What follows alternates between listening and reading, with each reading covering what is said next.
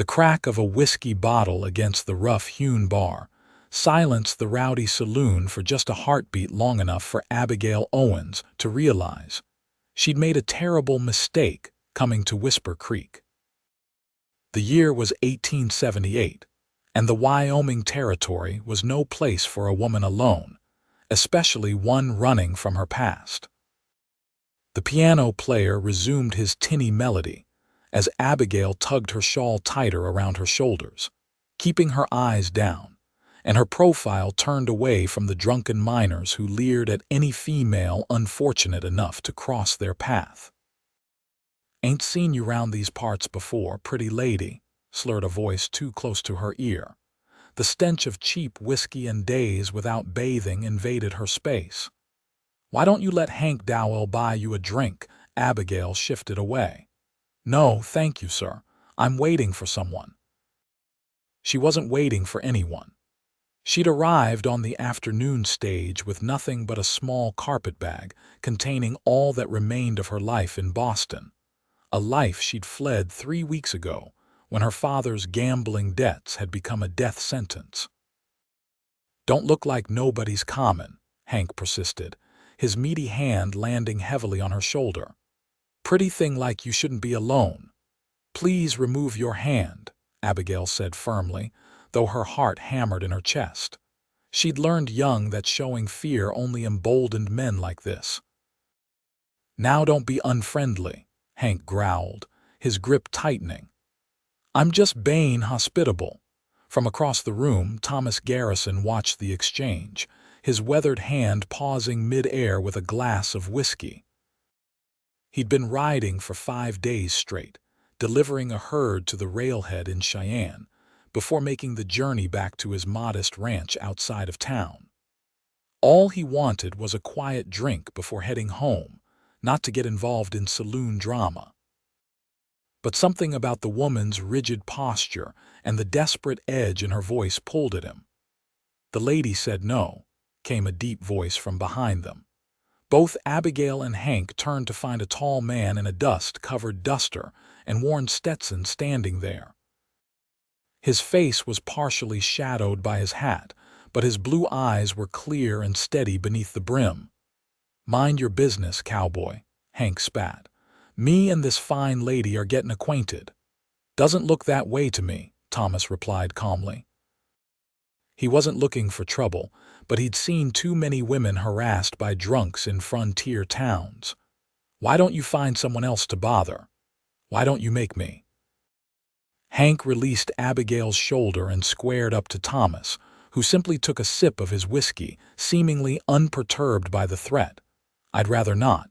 Been a long day." Thomas's voice remained even, but his eyes had hardened. Abigail took her chance and stepped away, intending to slip out the batwing doors while the men were distracted. But Hank noticed her retreat and lunged for her wrist, yanking her back so hard she nearly fell. "Where you think you're going?" he snarled. "We ain't done talking." "Let her go," Thomas warned, setting down his glass. "Or what?" Hank challenged, then froze as the barkeeper's shotgun clicked behind the bar. "Or I'll have Floyd here escort you out," Thomas said with a nod toward the barkeeper. "And he ain't known for his gentle touch." Hank released Abigail's wrist with a shove that sent her stumbling. "Fine. Plenty of other women who know how to appreciate a real man." He staggered away to harass a painted woman at the other end of the bar who looked better equipped to handle him. "Thank you," Abigail said quietly, rubbing her wrist. "You all right, miss?" Thomas asked, keeping a respectful distance. "Yes, I'm fine. I should be going." She glanced toward the door. Night had fallen, and the thought of venturing into the unknown darkness of a frontier town sent a chill through her. "Where you headed?" "Not many places open at this hour for a lady to find lodging." Abigail hesitated. She'd planned to inquire about a room at the saloon, not realizing what kind of establishment it truly was. "I just arrived on the stage. I was hoping to find work and a place to stay." Thomas studied her. Her clothes were fine but worn, her posture straight despite her obvious fatigue. She wasn't a working girl, that much was clear. There's a boarding house run by Widow Simmons 3 streets over, respectable place. She might have a room. He hesitated, then added, I can walk you there if you'd like. Abigail weighed her options.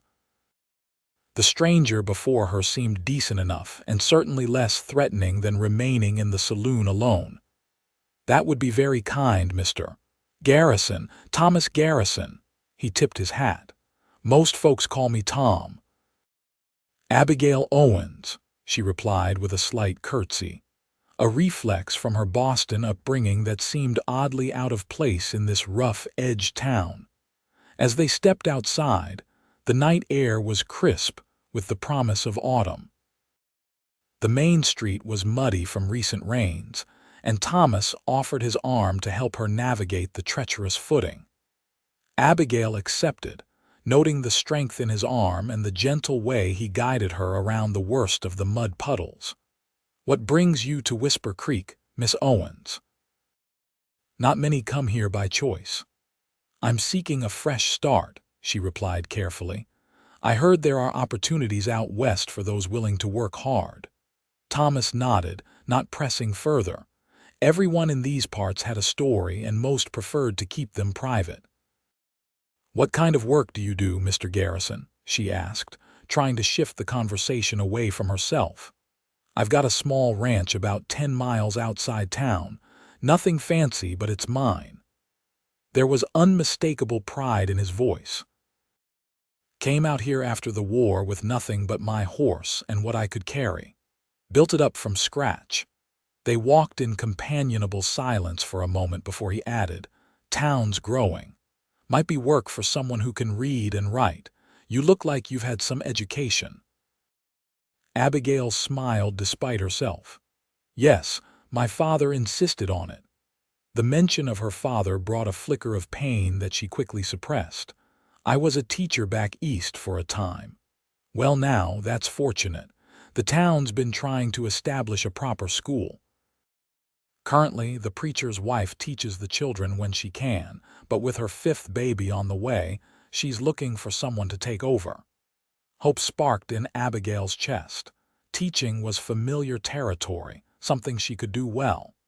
Do you think they would consider me? Without references, I mean. Thomas slowed as they approached a neat 2-story house with a sign reading Simmons Boarding House hanging from the porch. Light glowed warmly from the windows. Mrs. Simmons sits on the town council. If she takes a liking to you, that's reference enough for most folks around here.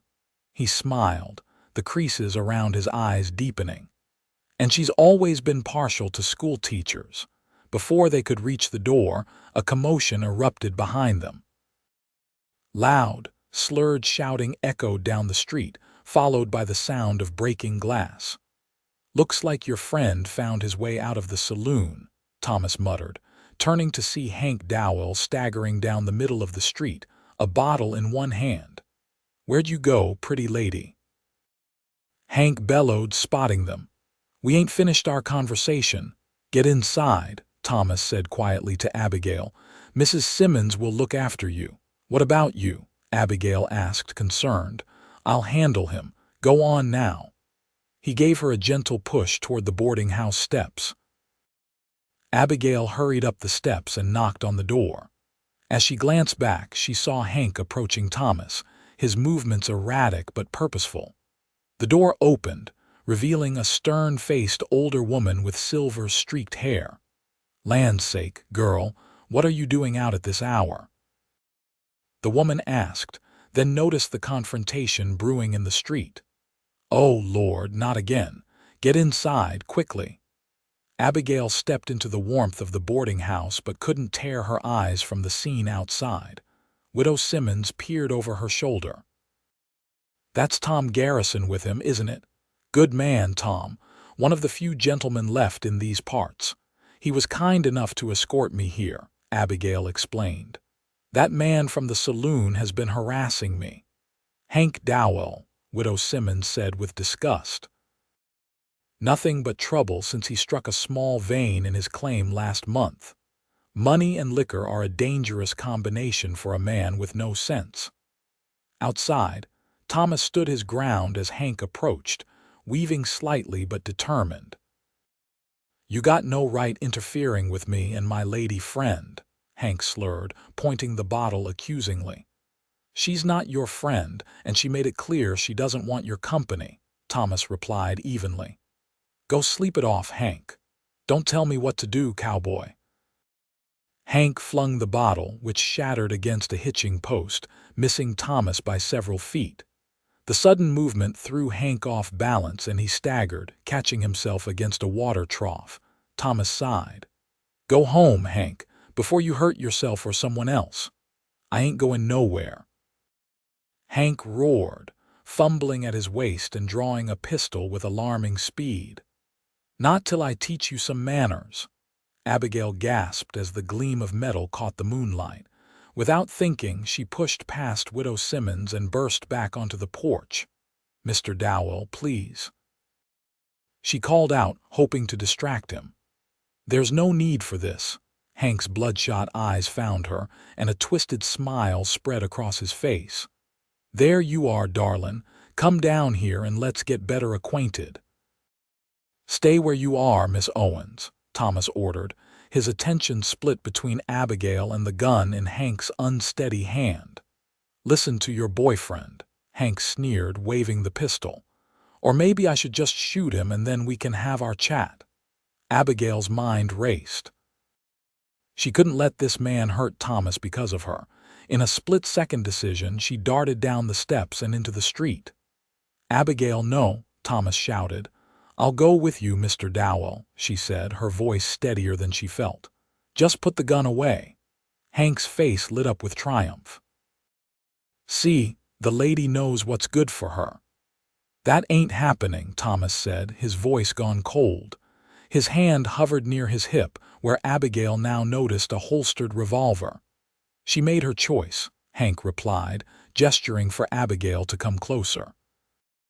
Instead of moving toward Hank, Abigail suddenly bolted, running diagonally across the street toward an alley. Her plan, such as it was to draw Hank away from Thomas and the boarding house, then lose him in the maze of buildings. "You little—" Hank snarled, raising his pistol. "Nobody runs from me." Time seemed to slow as Abigail realized her miscalculation. She wasn't fast enough, and the alley was too far. She heard Widow Simmons cry out from the porch, felt the weight of death looming behind her. Thomas moved with unexpected speed for a man his size. He crossed the distance to Hank in 3 long strides and grabbed his arm just as Hank's finger tightened on the trigger. The shot went wild, splintering a wooden sign above a closed shop. The struggle was brief but violent. Thomas wrenched the gun from Hank's grasp and delivered a solid punch that sent the drunk sprawling in the mud. Hank tried to rise, slipped, and crashed face first back into the muck. "Stay down if you know what's good for you," Thomas warned, the confiscated pistol now aimed steadily at its former owner. By this time, the gunshot had drawn attention. Doors opened up and down the street, and a man with a silver star pinned to his vest came running, a shotgun in his hands. "What in tarnation is going on here?" the sheriff demanded, taking in the scene. "Hank's had too much to drink again, Sheriff," Thomas explained calmly. "Drew on me when I wouldn't let him harass the lady." The sheriff looked from Thomas to Abigail, who had stopped in the middle of the street, her face pale in the moonlight, to Hank, who was now sitting up in the mud, cursing and spitting. "That true, miss?" the sheriff asked. Abigail nodded, her voice momentarily lost. "Lying whore," Hank muttered, earning himself a sharp look from the sheriff. "That's enough out of you, Dowell. This is the 3rd time this month you've caused trouble." The sheriff gestured to 2 men who had followed him. "Take him to the jail. He can sleep it off in a cell." As the men hauled Hank to his feet, the sheriff turned to Thomas. "You all right, Garrison? Fine, Joe. Just wanted to make sure the lady got safely to Mrs. Simmons's place. The sheriff nodded, then addressed Abigail. You new in town, madam? Yes, sir. I arrived today. Well, welcome to Whisper Creek, he said with a wry smile. I promise it's not always this exciting. After the sheriff left, escorting the still protesting Hank to jail, Thomas approached Abigail, concern evident in his features. Are you hurt? He asked, scanning her for injuries. No, I'm fine, just shaken. She wrapped her arms around herself, suddenly aware that she was trembling. That was incredibly foolish of me. I could have gotten us both killed. You were trying to help, Thomas said gently. But next time maybe leave the heroics to those of us carrying a gun. Despite everything, a small laugh escaped her. I'll keep that in mind. Widow Simmons descended the steps, carrying a shawl which she wrapped around Abigail's shoulders. Come inside, dear. You need something warm to drink after that ordeal. She looked at Thomas. You too, Mr. Garrison. I've just put on a pot of coffee. Thomas hesitated, glancing down the street toward the livery where his horse was stabled. It's a long ride back to the ranch. Nonsense, Widow Simmons cut him off. It's too late to be riding out now. I've got an empty room you can have for the night. Abigail found herself hoping he would accept. There was something reassuring about Thomas Garrison, a steady presence that made her feel safer than she had in months. Well, when you put it that way, Mrs. Simmons, I'd be foolish to refuse. He smiled, and for the first time, Abigail noticed the dimple that appeared in his left cheek. Inside the boarding house, Widow Simmons bustled about, pouring coffee and setting out slices of apple pie. The parlor was cozy and well-maintained, with a small fire crackling in the hearth. Now then, the widow said after they were settled, perhaps introductions are in order. I'm Martha Simmons, though most folks just call me Widow Simmons. Abigail Owens, Abigail responded, warming her hands on the coffee cup. I'm very grateful for your hospitality, especially under these circumstances. Any friend of Tom's is welcome here, Martha said with a knowing look between them. We only just met, Abigail clarified quickly. Mr. Garrison kindly rescued me from that awful man at the saloon and offered to escort me here. Tom has a habit of being in the right place at the right time, Martha said fondly. Been that way since he came to town 5 years ago. Thomas shifted uncomfortably at the praise. Just doing what anyone would do. Hardly, Martha scoffed. Most men in this town would have looked the other way.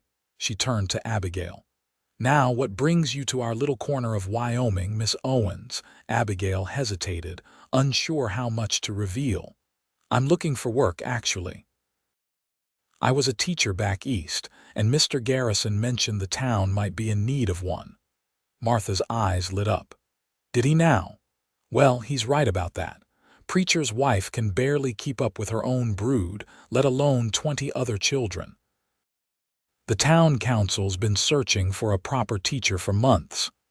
Would they consider me, do you think, without formal references? Abigail asked hesitantly. Martha studied her for a moment. You speak well, carry yourself properly. Can you handle a room full of children ranging from 6 to 16, some of whom have never set foot in a schoolhouse before? I taught in a charity school in Boston, Abigail replied.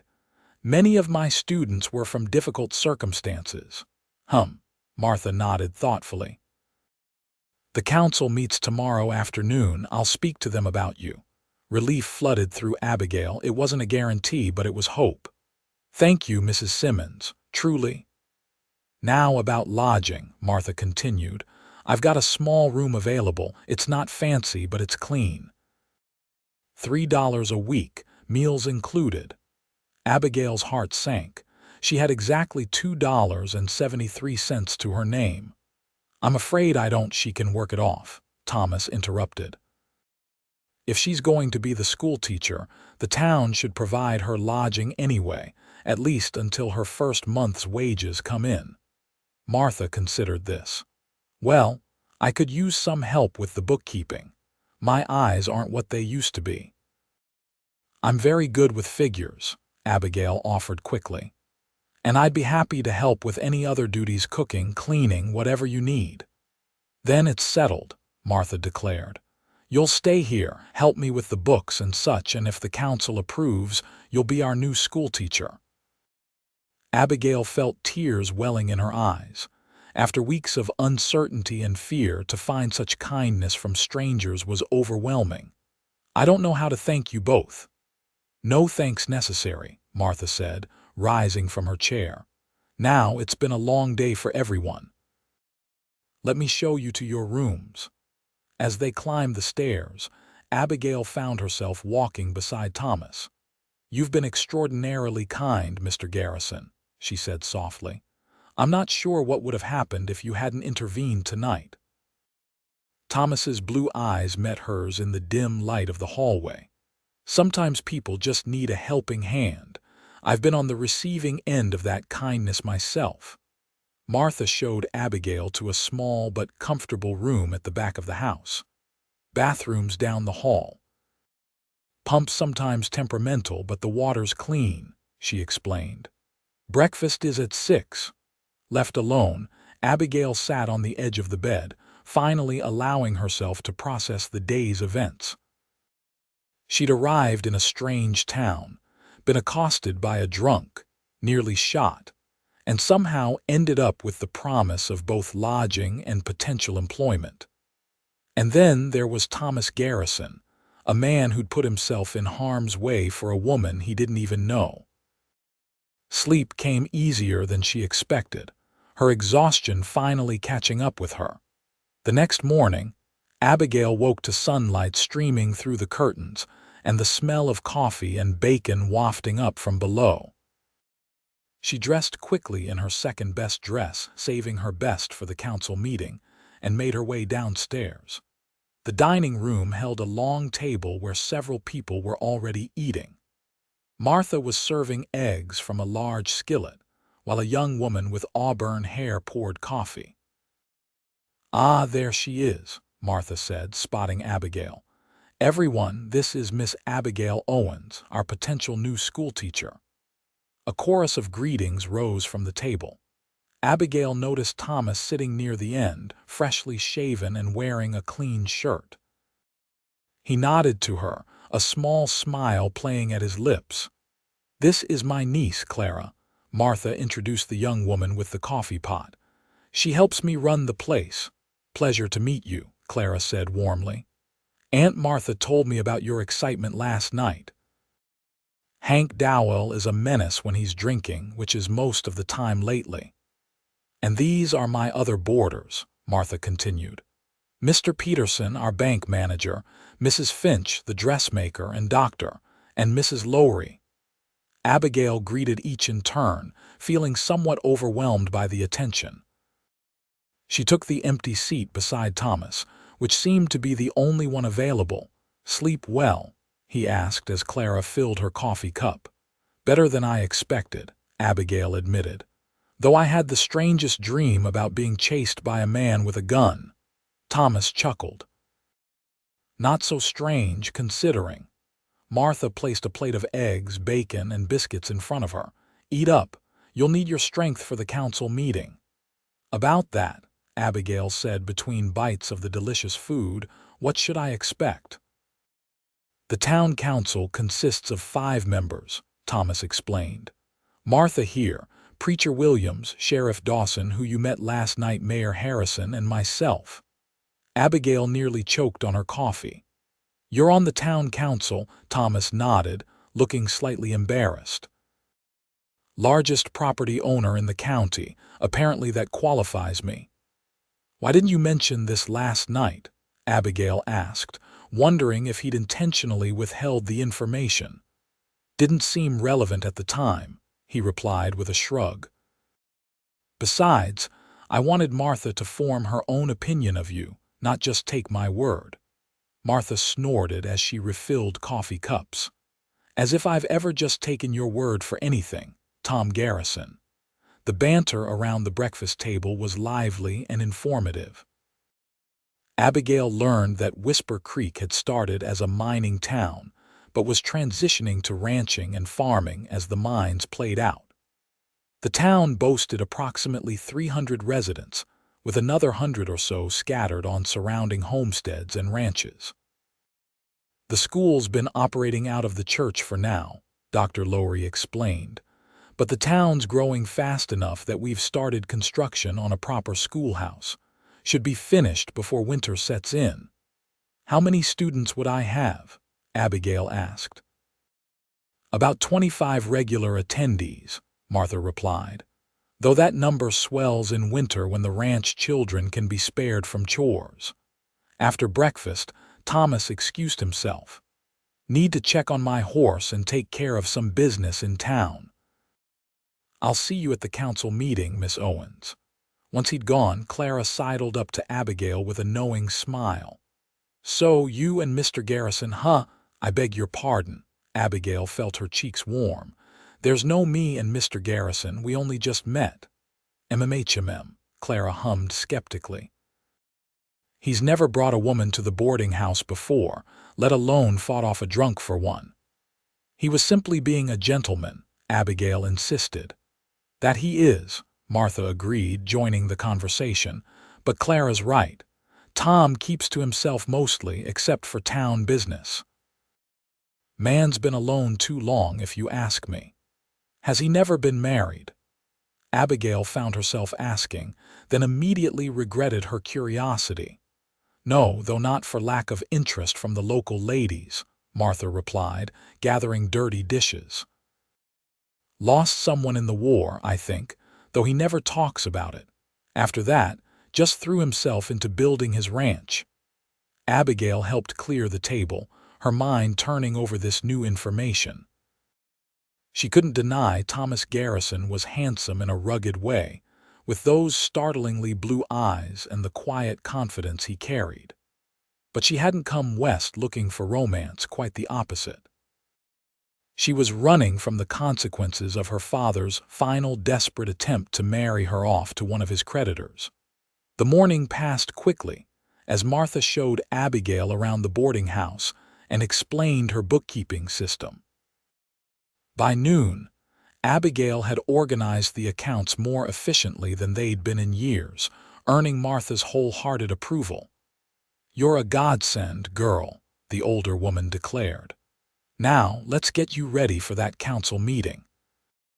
Abigail changed into her best dress, a navy blue wool with modest lace trim, and allowed Clara to help her arrange her hair. "You're very pretty," Clara observed as she pinned up a stray curl. "No wonder Tom noticed you." "Clara," Abigail admonished gently, "your aunt will think you're trying to marry me off before I've even secured employment." "Aunt Martha's probably already planning the wedding," Clara laughed. "She's been trying to find Tom a wife for years." The town hall was a simple but dignified wooden building in the center of town. As Abigail and Martha approached, Abigail's stomach fluttered with nerves. Her entire future depended on making a good impression on these 5 people. Inside, 4 men were already seated at a long table on a raised platform. Abigail recognized Thomas and the sheriff from the previous night. The other 2 men were presumably the mayor and the preacher. "Right on time," said a portly man with a magnificent mustache, rising to greet them. "You must be Miss Owens. I'm Mayor Harrison." "A pleasure to meet you, sir," Abigail replied, shaking his offered hand. "This is Preacher Williams," the mayor continued, indicating a thin man with kind eyes. "And you've already met Sheriff Dawson and Mr. Garrison." Thomas nodded to her, his face unreadable. He was dressed more formally than this morning, in a clean jacket and string tie. The transformation from the dust-covered cowboy of last night was striking. "Please have a seat," Mayor Harrison gestured to a chair positioned before the table. "Mrs. Simmons speaks very highly of your qualifications." The questioning began gently enough, with inquiries about her teaching experience and educational philosophy. Abigail answered confidently, drawing on her years in the Boston school system. "And why did you leave your position in Boston?" Preacher Williams asked. Abigail had prepared for this question. "My father passed away recently," she said, which was true enough. "With no family remaining in Boston, I decided a fresh start would be best." "I'm sorry for your loss," the preacher said sincerely. "What about discipline?" Sheriff Dawson asked. "Some of these kids ain't never had much schooling, can get rowdy." "I believe in firm but fair discipline," Abigail replied. "Children respond best to clear expectations and consistent consequences." Throughout the questioning, Thomas remained largely silent, watching her with those penetrating blue eyes. It was unnerving, and Abigail found herself wondering what he was thinking. Finally, Mayor Harrison leaned back in his chair. "Well, Miss Owens, I believe I speak for all of us when I say you seem eminently qualified for the position. However, there is the matter of references." Abigail's heart sank. This was the hurdle she'd been dreading. "If I may," Thomas spoke for the first time. "Miss Owens arrived in town yesterday with no connections here. Yet in that short time, she's already demonstrated character and intelligence. Mrs. Simmons tells me she's reorganized the boarding house accounts in a single morning, something misses. Simmons has been trying to hire someone to do for months." "That's true," Martha confirmed from her seat at the table. "Furthermore," Thomas continued, "I witnessed firsthand her courage last night when confronted with danger. She didn't panic or freeze, she took action, even at risk to herself." "She did run from a drunk with a gun," Sheriff Dawson pointed out dryly. "A sensible response," Thomas countered. "And when that failed, she was willing to sacrifice her own safety to protect others. Those are qualities I'd want in someone teaching our children." Abigail stared at Thomas, astonished by his defense. The other council members exchanged thoughtful glances. "Miss Owens," Mayor Harrison said after a moment, "would you be willing to accept the position on a trial basis? 3 months, after which the council would review your performance." "Yes, absolutely," Abigail replied eagerly. "I won't disappoint you." "The pay is $40 a month," Preacher Williams added.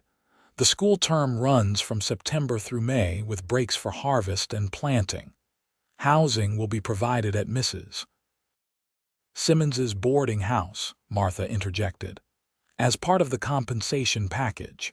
And you'll start Monday next," the mayor concluded. "The current school term has just begun. Mrs. Williams will help you transition into the role." "Thank you all," Abigail said, her voice thick with emotion. "I'm deeply grateful for this opportunity." After the meeting adjourned, Abigail found herself standing outside the town hall with Thomas, who had exited just behind her. "Thank you for speaking on my behalf," she said. "I didn't expect such support from someone who barely knows me." "I'm a good judge of character," he replied simply. "And like I said, you showed yours last night." They began walking back toward the boarding house, the afternoon sun warm on their faces. "Will you be staying in town tonight as well?" Abigail asked, trying to sound casual. Thomas shook his head. "Need to get back to the ranch. Got hands waiting on instructions, cattle that need moving to new pasture." "Of course," Abigail nodded, surprised by her disappointment. "Well, thank you again for everything. Perhaps I'll see you around town."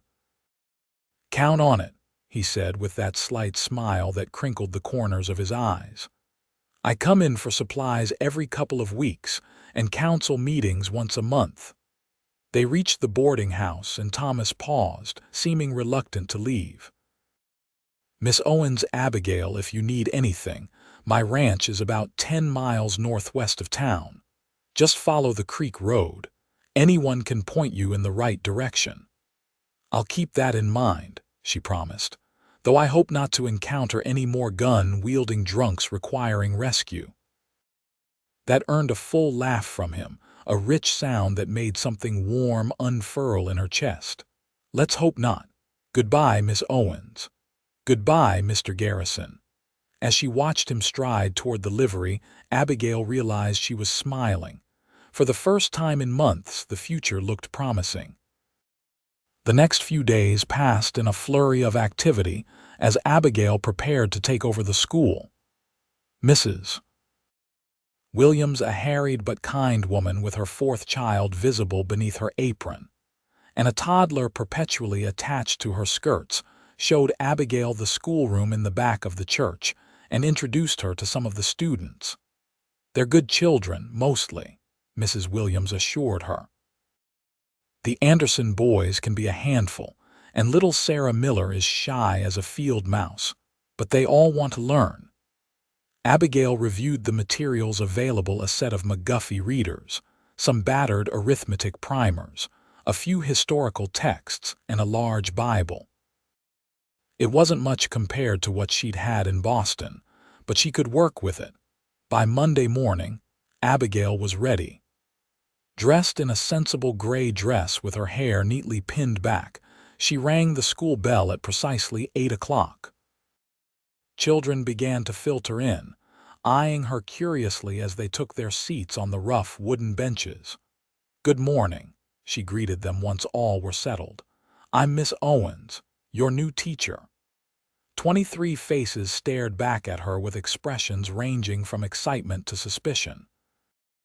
They were a diverse group, some clearly from prosperous families with clean clothes and polished shoes, others in patched overalls and faded dresses. "I look forward to getting to know each of you," she continued. "But first, let's begin with roll call." The morning proceeded smoothly enough. Abigail assessed their various levels of education, grouping them accordingly for lessons. By noon dismissal, she felt cautiously optimistic about her new position. As the weeks passed, Abigail settled into life in Whisper Creek. The townspeople were largely welcoming, especially after word spread about her confrontation with Hank Dowell, who had been released from jail but gave her a wide berth when their paths crossed. Her students showed steady improvement, and she found genuine satisfaction in her work. Living at the boarding house proved pleasant as well. Martha was gruff but kind-hearted, and Clara became a fast friend. The other boarders treated her with respect, and she enjoyed the sense of community during shared meals. Only one thing troubled her: she hadn't seen Thomas Garrison since the council meeting. Though she told herself it shouldn't matter, she found herself looking for him whenever she ventured into town. Clara noticed her distraction. "He'll be in for the Harvest Festival," Clara told her one evening as they helped Martha prepare dinner. "Tom never misses it, donates a steer for the barbecue every year." "I wasn't asking about Mr. Garrison," Abigail protested weakly. "Didn't have to," Clara grinned. "Your face says it all." The Harvest Festival arrived on a perfect autumn Saturday. The entire town gathered in the square, where tables groaned under the weight of food, a band played lively tunes, and children ran free with unusual liberty. Abigail, feeling festive, wore a rust-colored dress that complemented her auburn hair, which she'd left partially down, secured with tortoiseshell combs borrowed from Clara. She was helping organize the children's games when she felt a presence behind her. Turning, she found herself face to face with Thomas Garrison for the first time in nearly a month. "Miss Owens," he greeted her, tipping his hat. "I hear you've been working wonders with our young scholars." "Mr. Garrison," she replied, hoping her voice sounded steadier than it felt. "How nice to see you again." He looked even better than she remembered, his skin tanned from outdoor work, his blue eyes bright in the sunlight. He dressed for the occasion in a clean white shirt and dark vest. "Heard you've taken to teaching like a duck to water," he said. "Mrs. Simmons can't stop singing your praises." Abigail blushed. "The children are eager to learn. That makes the job easy." "Even the Anderson boys," he asked with a knowing smile. She laughed. Well, perhaps not easy with them, but we're making progress. A small commotion near the food tables drew their attention. Hank Dowell had arrived, already unsteady on his feet despite the early hour. "Oh dear," Abigail murmured. "I was hoping he wouldn't attend."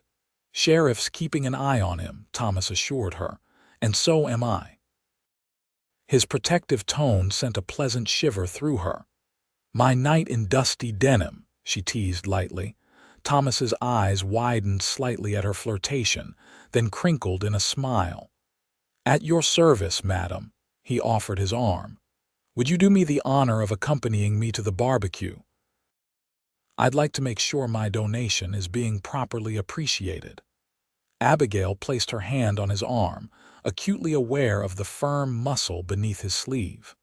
"I would be delighted." They spent the afternoon together, sampling the various dishes, applauding the children's performances, and conversing with townspeople. Thomas introduced her to his ranch hands, good-natured men who clearly respected their boss. As evening approached, lanterns were lit, and the band struck up a waltz.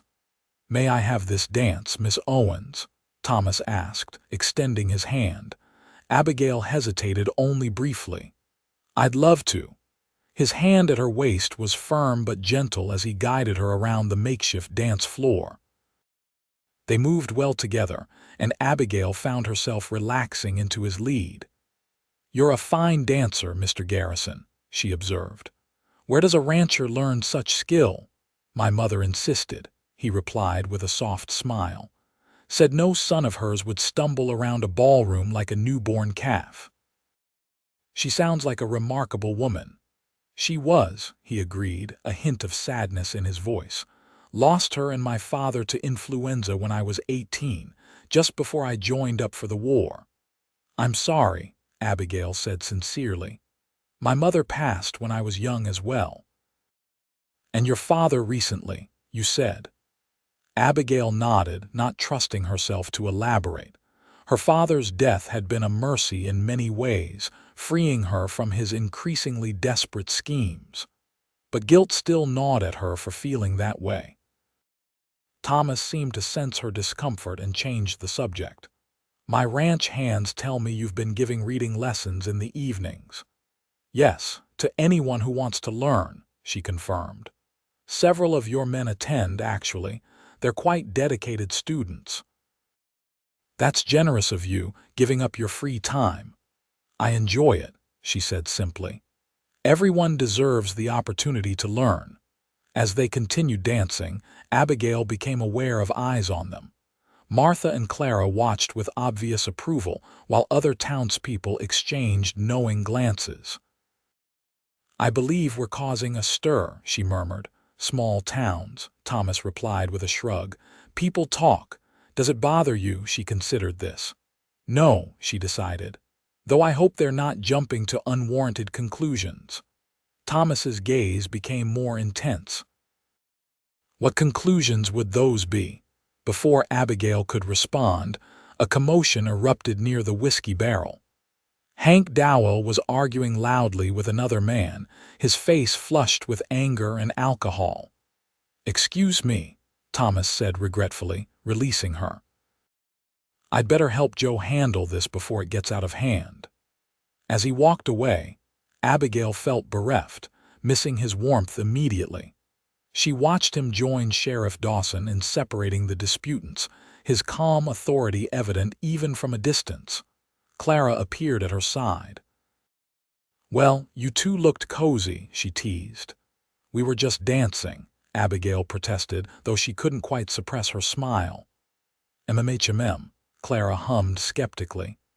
"Tom doesn't just dance with anyone. In fact, I don't think I've ever seen him dance at one of these things before." Abigail's heart quickened at this information, but she tried to maintain her composure. "He's been very kind to me since I arrived, that's all." "If you say so," Clara replied, clearly unconvinced. "Oh, look, they've got Hank settled down." Indeed, Thomas and the sheriff had managed to defuse the situation. Hank was now sitting on a bench, sullenly drinking coffee while the sheriff stood nearby. Thomas, however, was scanning the crowd, and when his eyes found Abigail, he started back toward her. "I'll make myself scarce," Clara whispered with a wink, slipping away just as Thomas reached them. "Crisis averted?" Abigail asked. "For now," Thomas confirmed. "Joe's going to escort Hank home once he's sobered up a bit." The band had started a new tune, a slower waltz that brought couples closer together. Thomas hesitated, then offered his hand again. "One more dance before I have to head back to the ranch." Abigail placed her hand in his without hesitation this time. "I'd like that." As they moved together beneath the stars, Thomas's hand at her waist felt more intimate somehow, their bodies closer than before. Abigail was acutely aware of his breathing, the faint scent of soap and leather that clung to him, the way his eyes never left her face. "Abigail," he said softly, using her given name for the first time that evening. "I've been thinking about you." Her pulse fluttered. "Have you?" "More than I probably should," he admitted. "I find myself inventing reasons to come to town, hoping to catch a glimpse of you." "I've missed seeing you too," she confessed, surprising herself with her honesty. The dance ended too soon, and they reluctantly separated as the band took a break. Thomas glanced toward the sky, where the moon was rising. "I should be getting back," he said with clear regret. "Got an early start tomorrow." "Of course," Abigail nodded, fighting her disappointment. "But I was wondering," he continued, "if you might like to come out to the ranch sometime. Perhaps next Saturday. I could send a wagon for you, show you around the place, have dinner." Abigail felt a rush of pleasure at the invitation. "I'd enjoy that very much." "Good," he smiled, that dimple appearing in his cheek. "I'll send Cole with the wagon around noon if that suits you." "Perfectly," she agreed. They walked together to the edge of the square where Thomas's horse was hitched. In the shadows away from the lanterns, they paused, suddenly shy. "Thank you for the dances," Abigail said. "The pleasure was mine," Thomas replied. He hesitated, then leaned down and brushed a feather-light kiss against her cheek. "Good night, Abigail." "Good night, Thomas," she whispered, using his given name for the first time.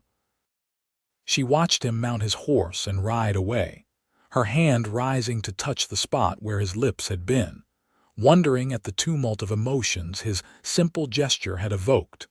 The week crawled by with agonizing slowness. Abigail threw herself into her teaching, but her mind constantly wandered to thoughts of Thomas and their upcoming meeting.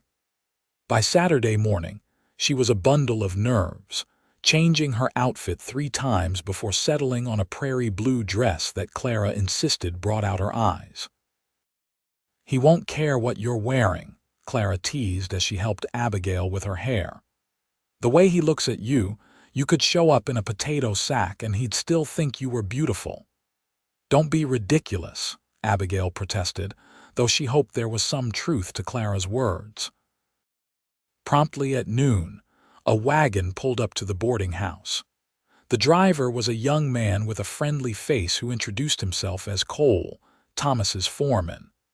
"Boss has been in a right fine mood all week," Cole confided as he helped Abigail into the wagon. "Had us fixing up the place like the president himself was coming to visit." The journey to the Garrison ranch took about an hour.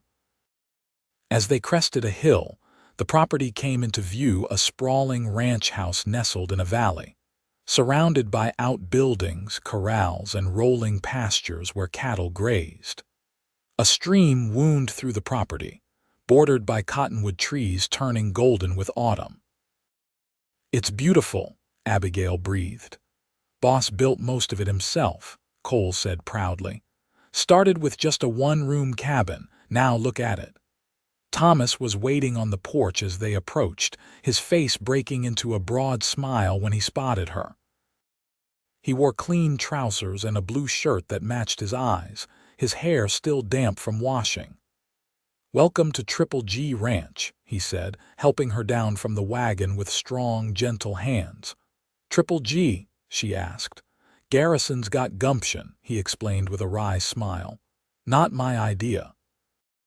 The hands named it after I refused to give up during a particularly harsh first winter." "It suits you," she decided. "The place is magnificent." Pride shone in his eyes as he offered his arm. "Let me show you around." The tour was comprehensive. Thomas showed her the barn with its fine horses, the blacksmith shop where a skilled worker was shoeing a mare, the bunkhouse where his hands lived, and the corrals where young calves frolicked under watchful mothers. Throughout, his passion for the ranch was evident in every word, every gesture. "And this is the house," he said finally, leading her up the porch steps. "Not as fancy as some, but it serves me well." Inside, Abigail was surprised by the comfort and care evident in the furnishings.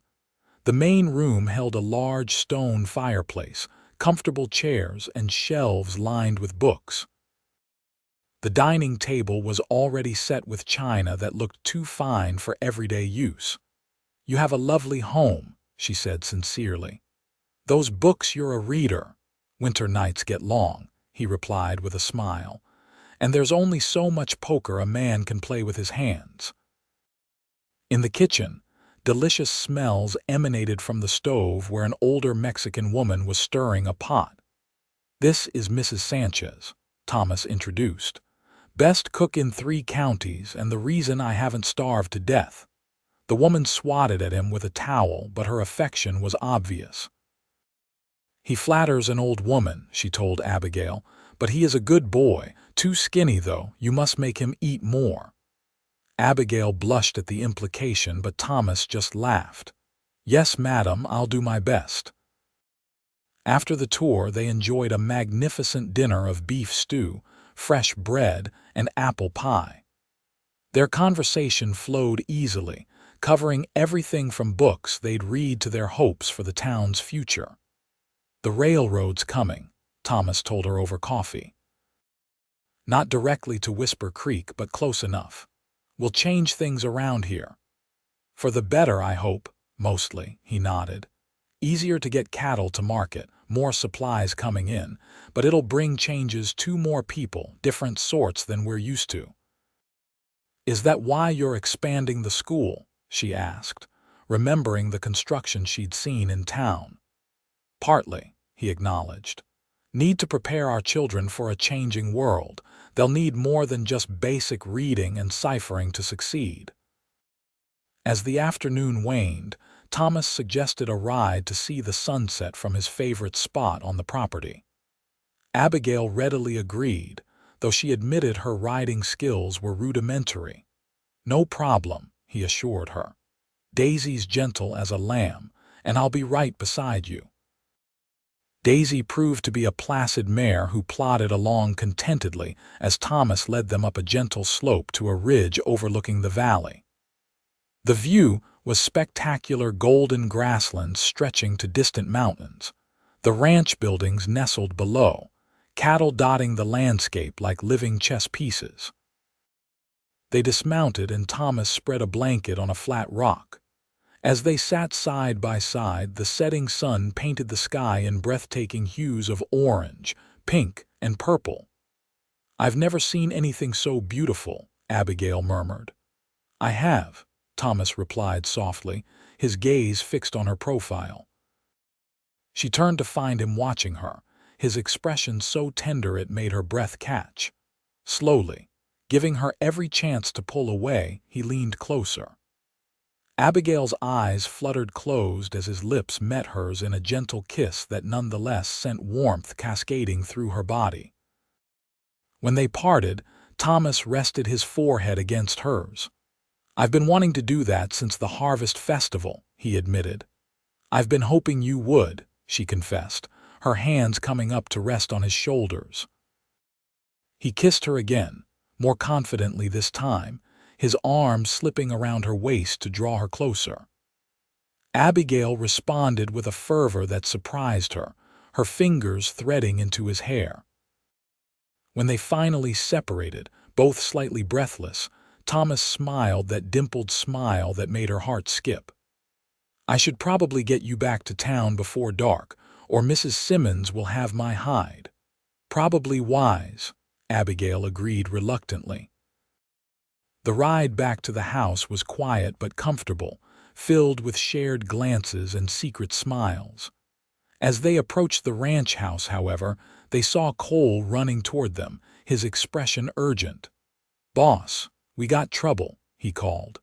"Hank Dowell's here with some of his mining buddies. They're drunk and making threats." Thomas's expression darkened. "Where are they?" "Front yard. Mrs. Sanchez locked herself in the pantry." "Get Miss Owens to the house through the back door," Thomas instructed. "Then round up whatever hands are nearby." "Thomas, no," Abigail protested, suddenly afraid. "He's dangerous when he's drinking." "I've handled Hank before," Thomas assured her, his voice calm but his eyes hard. "This needs to end. He can't keep terrorizing people." Before she could argue further, Cole was leading her horse toward the rear of the house. Abigail looked back to see Thomas riding toward the front yard, his posture straight and determined. Once inside, Cole stationed her in the kitchen with Mrs. Sanchez, who had emerged from the pantry with a formidable cast-iron skillet in her hands. "Stay here," Cole instructed. "I'll go help the boss." Through the kitchen window, Abigail could see part of the confrontation. Hank stood in the yard with 3 other rough-looking men. All were visibly intoxicated, and Hank held a whiskey bottle in one hand. "Come out and face me, Garrison," Hank was shouting as Thomas dismounted and approached. "Think you're better than everyone, don't you? With your fancy ranch and your school-teacher lady." "You're trespassing, Hank," Thomas replied evenly. "Take your friends and go home." "Not until we settle things," Hank slurred. "You embarrass me in front of the whole town." "You embarrassed yourself," Thomas countered. "Now I'm asking you politely to leave my property." Hank laughed, an ugly sound. "Or what, you gonna call the sheriff? He ain't here." "No, he isn't," Thomas agreed. "But I am, and so are my men." As if on cue, several ranch hands appeared, some carrying tools that could double as weapons. The show of force seemed to give Hank's companions pause, but Hank himself was too far gone in drink and rage to be deterred. "Think you're so high and mighty," he sneered. "Taking up with that fancy Eastern woman. Does she know what you did in the war, Garrison? The men you killed?" Thomas's expression didn't change, but Abigail saw his shoulders tense. "Last chance, Hank, leave peacefully. Or maybe I should pay a visit to that boarding house," Hank continued, his tone menacing. "Finish what I started with your lady friend." That was the final straw. In a blur of movement, Thomas closed the distance between them and landed a solid punch to Hank's jaw, sending him sprawling in the dirt. Hank's friends started forward, but the ranch hands quickly intercepted them. One tried to throw a punch but was easily subdued. The other 2, seeing they were outnumbered, backed away with their hands raised. Hank struggled to his feet, blood trickling from his split lip. "You'll regret that," he snarled, reaching for something at his waist. Abigail's heart stopped as she saw the glint of metal. Hank had drawn a pistol. Without thinking, she burst out of the kitchen door and ran toward them. "Thomas!" she cried in warning. Everyone turned at her voice, including Hank, whose bloodshot eyes widened at the sight of her. With a twisted grin, he swung the gun toward her. Well, look who's here," he slurred. "Come to watch your man die." "No," Thomas shouted, his face white with fear for her. "Abigail, get back inside." But Abigail was frozen in place, her legs refusing to obey as the barrel of the gun pointed at her chest. Time seemed to slow as Hank's finger moved to the trigger. In a desperate bid for escape, Abigail suddenly bolted, running for the shelter of a nearby water trough. Hank cursed and fired, the bullet kicking up dirt several feet to her left. Thomas moved with remarkable speed for such a large man. As Hank adjusted his aim for a second shot, Thomas grabbed his arm, forcing it upward just as the gun discharged again. The bullet harmlessly into the air. They grappled for control of the weapon, Hank fighting with drunken strength while Thomas struggled to disarm him without the gun going off again. The ranch hands rushed to help, but couldn't get a clear shot at Hank without risking Thomas. Abigail watched in horror from behind the water trough, her heart in her throat. One of Hank's friends tried to intervene, but Cole intercepted him with a well-placed punch. With a sudden twist, Thomas wrenched the gun from Hank's grasp and tossed it aside. Freed from the fear of being shot, he delivered a powerful blow to Hank's midsection that doubled the man over, followed by an uppercut that sent him crashing to the ground, unconscious. The fight drained out of Hank's companions as they saw their leader sprawled in the dirt. The ranch hands quickly subdued them, using rope to bind their hands. "Cole, get the wagon," Thomas ordered, his voice tight. "Take these fools to town and turn them over to Joe. Charges are trespassing, assault, and attempted murder." As Cole hurried to comply, Thomas rushed to Abigail, his face etched with concern. "Are you hurt? What were you thinking, running out like that?" "I saw him draw the gun," she explained shakily. "I couldn't just watch him shoot you." His expression softened, and he pulled her into a fierce embrace. "You could have been killed." "So could you," she whispered against his chest, feeling his heart pounding beneath her cheek. Thomas held her tightly for a long moment, then reluctantly released her as Cole returned with the wagon. The unconscious Hank and his subdued companions were loaded in the back like sacks of grain. "Take 2 men with you," Thomas instructed. "Make sure Joe understands the severity of what happened here." Cole nodded grimly. "Yes, boss." As the wagon rolled away, Thomas turned back to Abigail, cupping her face in his hands. "Are you sure you're all right?" She nodded, though she was still trembling slightly. "Just shaken." "Let's get you inside," he said gently. "Mrs. Sanchez will have tea ready." "In the warm kitchen, Mrs." Sanchez fussed over both of them, insisting Abigail drink sweet tea while she examined the bruises forming on Thomas's knuckles. "Always fighting, this one," she muttered, though there was fondness in her tone. "Since he was a boy, standing up for others." "How did you know Mrs. Sanchez when you were a boy?" Abigail asked, grateful for the distraction from the recent violence. Thomas smiled as the older woman applied salve to his hands. "Her husband was foreman on my father's ranch in Texas. When they both passed, she came with me to Wyoming. Couldn't have built this place without her." Mrs. Sanchez patted his cheek affectionately. "He was a skinny boy with too much pride. Now he's a man with too much pride, but at least not so skinny." Their easy affection warmed Abigail's heart. It was clear they were family in all but blood. When the tea was finished, Thomas insisted on personally escorting Abigail back to town, unwilling to trust her safety to anyone else after what had happened. "I'm sorry our day ended this way," he said as they rode side by side in the wagon, the setting sun casting long shadows across the trail. "Not exactly how I planned to impress you." Abigail reached for his hand. "You impressed me from the moment you stood up for a stranger in a saloon," she told him sincerely. "Today just confirmed what I already knew about your character." His fingers tightened around hers. "What Hank said about the war." "You don't need to explain," she assured him. "I want to," he insisted.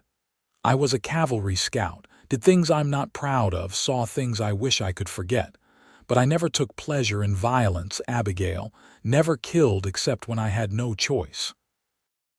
"I believe you," she said simply, and she did. The man beside her was capable of violence when necessary, but his essential nature was protective, not destructive. They rode in comfortable silence for a while, her hand still in his. "Abigail," he said eventually, his voice thoughtful, What happened today, it made me realize something. What's that? He turned to look at her, his expression serious. Life out here can be hard, sometimes dangerous, but it's also beautiful, rewarding in ways city life never could be. I've built something good here, something lasting. But it's incomplete without someone to share it with. Abigail's heart quickened at his words. What are you saying, Thomas? I know it's fast, he admitted. We've only known each other a short time, but I've never felt about anyone the way I feel about you. You're brave and kind and smart as a whip, and if you'd allow me to court you properly, I'd like to see where this might lead. Joy bloomed in Abigail's chest. I'd like that very much, she replied, her voice soft but certain. I came west looking for a new beginning, not expecting to find someone like you. But now that I have, I can't imagine my life here without you in it. The smile that spread across his face was like sunrise breaking over the plains. He pulled the wagon to a halt and turned to her, his eyes shining with emotion. May I kiss you, Miss Owens? He asked formally. You may, Mr. Garrison, she replied, her lips curving in a smile. This kiss was different from those they'd shared on the ridge, deeper, more purposeful, a promise of things to come. When they parted, Abigail knew with certainty that her impulsive journey west had led her exactly where she was meant to be. As winter settled over Whisper Creek, Abigail's life took on a pleasant rhythm. Weekdays were devoted to her students, whose progress filled her with pride. Evenings often found her at community events or quiet dinners with Thomas when he was in town. Weekends increasingly meant visits to the Triple G, where she helped with household tasks, learned to ride properly, and grew close to Mrs. Sanchez, who taught her to make tortillas and traditional Mexican dishes. Hank Dowell and his companions had been sentenced to 6 months in the territorial prison, bringing a welcome peace to the town. The new schoolhouse was completed just before the first heavy snow, providing a bright, spacious environment for learning. And Thomas's courtship progressed with a sweet intensity that left no doubt of his intentions. As Christmas approached, the town buzzed with preparations. Abigail's students rehearsed carols and recitations for the holiday program, while merchants decorated their shops with evergreen boughs and red ribbons. At the boarding house, Martha and Clara enlisted Abigail's help in baking countless cookies and pies for the community feast. 3 days before Christmas, Thomas arrived at the boarding house with his wagon laden with gifts, hand-carved toys for Abigail's students, a fine woolen shawl for Martha, perfumed soap for Clara, and for Abigail, a beautiful leather-bound journal with her initials embossed in gold. For your thoughts and dreams, he explained as she ran her fingers over the supple cover. And maybe lesson plans, he added with a wink. It's perfect, she told him, deeply touched by his thoughtfulness. My gift for you isn't nearly so fine. Anything from you is treasure, he assured her. On Christmas Eve, the entire town gathered in the church for the children's program, followed by a community supper in the new schoolhouse. Abigail's heart swelled with pride as her students performed flawlessly, even the Anderson boys behaving themselves for the occasion. After the program, as families mingled and shared holiday wishes, Thomas drew Abigail outside where snow was falling gently, each flake catching the light from the church windows.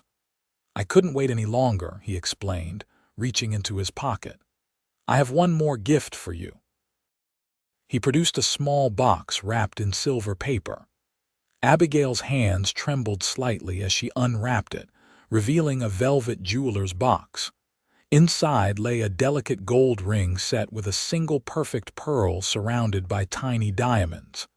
It was my mother's, Thomas said softly. Abigail Owens, I knew from the moment you stood up to Hank Dowell that you were someone special. These past months have only confirmed what my heart recognized immediately. I love you. Would you do me the extraordinary honor of becoming my wife?" Tears of joy welled in Abigail's eyes. "Yes," she whispered. "Yes, Thomas, I will marry you." As he slipped the ring onto her finger, then pulled her close for a kiss that promised a lifetime of love, Abigail marveled at the strange and wonderful path that had led her here. She had fled Boston in fear and desperation, never imagining she would find not just safety, but purpose, community, and a love deeper than any she had dared to dream of. Their wedding took place on a perfect spring day, with wildflowers carpeting the plains and new calves frolicking in the pastures. The entire town turned out to witness the union of their schoolteacher and the rancher who had become pillars of the community. Abigail wore a gown of ivory satin that Martha and Clara had helped her make, carrying a bouquet of prairie roses and baby's breath. Thomas, resplendent in a new black suit, watched her approach with such love in his eyes that even the most hardened cowboys dabbed suspiciously at their faces. Preacher Williams pronounced them man and wife beneath an arch of spring blooms, and their first kiss as husband and wife was met with cheers and applause that echoed across the valley. The celebration continued well into the night at the Triple G, where tables had been set up in the yard and lanterns hung from tree branches. There was dancing and feasting, laughter and tears of joy. When the last guest had departed and the newlyweds stood alone on the porch of what was now their shared home, Thomas swept Abigail into his arms and carried her over the threshold. "Welcome home, Mrs. Garrison," he murmured against her lips. "I've been home since the moment I met you," she replied, her heart full to bursting with love for this good, brave man who had saved her in more ways than he would ever know. Years later, on the 10th anniversary of that fateful night at the saloon, Thomas and Abigail sat on their porch swing, watching their 3 children play in the yard with the ranch dogs. The Triple G had prospered, expanding to become one of the largest operations in the territory. The school in town now employed 3 teachers and boasted a library funded largely by the Garrisons. And Whisper Creek itself had grown into a thriving community with a railroad spur line, a proper bank, and even a small opera house. "Penny for your thoughts," Thomas said, his arm around his wife's shoulders. A few strands of silver now threaded through his brown hair, and the lines around his eyes had deepened, but his smile still made her heart race. "I was just thinking about the night we met," Abigail replied, leaning her head against his shoulder. "How different my life might have been if you hadn't stepped in when Hank was bothering me." "I'm grateful every day that I was there," Thomas said, pressing a kiss to her temple.